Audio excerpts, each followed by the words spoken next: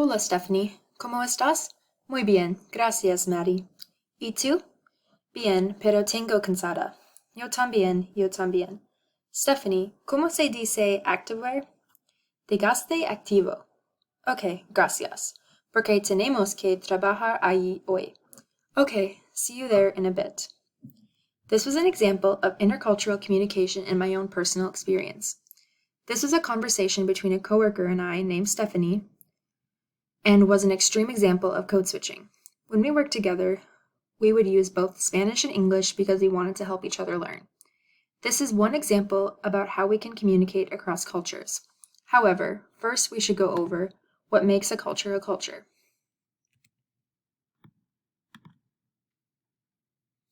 There are many misconceptions about culture that I didn't even realize until I studied culture and intercultural communication more in depth.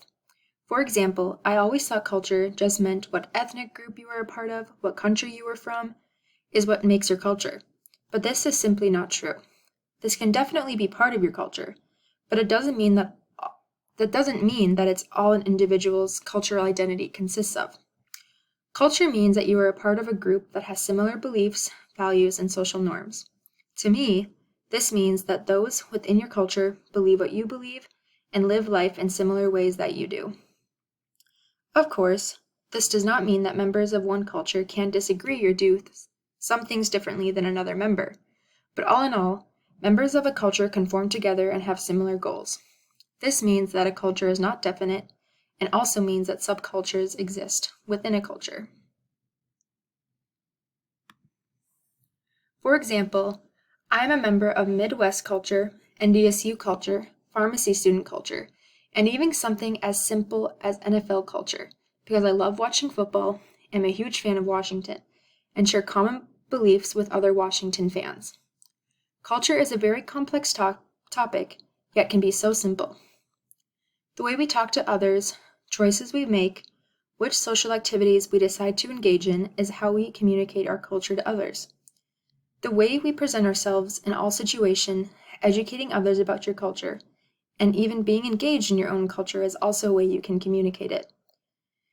It is very important to identify your personal cultural and social identity, as these are all a part of you that can help you communicate your culture.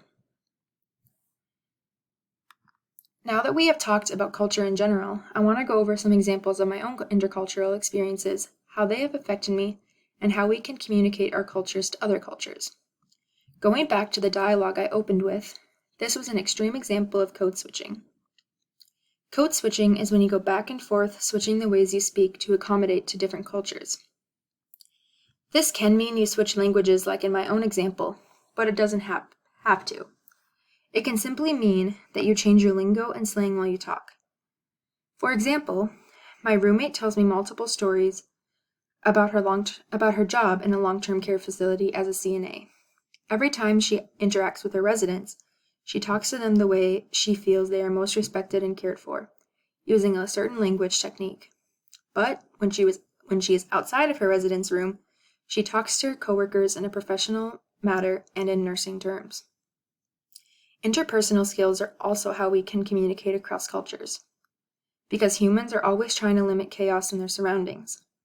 When we meet people, we like to use our minds to figure out whether we want the interaction to continue, and whether we want to have another interaction with them in the future. This also relates to intercultural communication, because this often happens when we meet someone from another culture or background.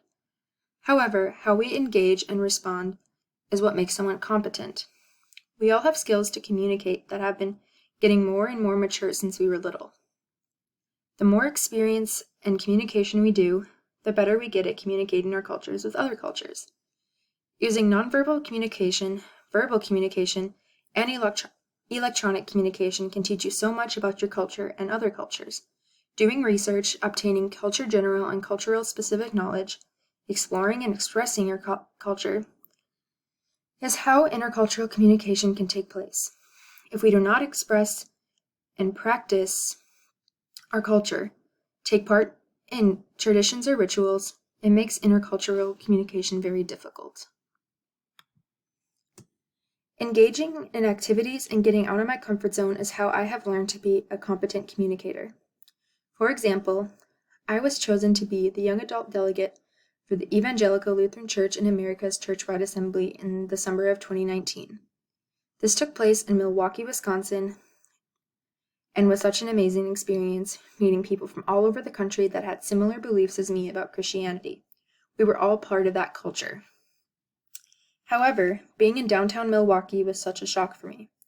There are many homeless people in poverty, and that is something I do not see in that big of abundance walking in downtown Fargo. This taught me to be more vigilant of other people's situations and cultures, and I had to learn the right way to communicate with them. Another example was when I took a mission trip to the Pine Ridge Reservation in South Dakota. Basically, we listened to speakers and leaders who reside there so we could learn more about their culture and how they live their lives, along with other various volunteer work. This taught me how sacred their culture was and gave me a whole new perspective. Without engaging with them, I would not have this deep of a respect for Indigenous Americans, and now I know how to communicate with them. Overall, I believe culture is sacred and should always be protected. Sharing your culture and being proud of it is what will make this happen. Intercultural communication is important, so cultural traditions are not lost, but are expressed and respected by all people. Engaging in intercultural communication teaches you so much about yourself, your coworkers, friends, and even members of your own family. If I have learned anything about culture, it's that being proud and active in your culture will give you so much, but acknowledging and respecting others' cultures will put you so much farther and give you more success in communicating in all social situations.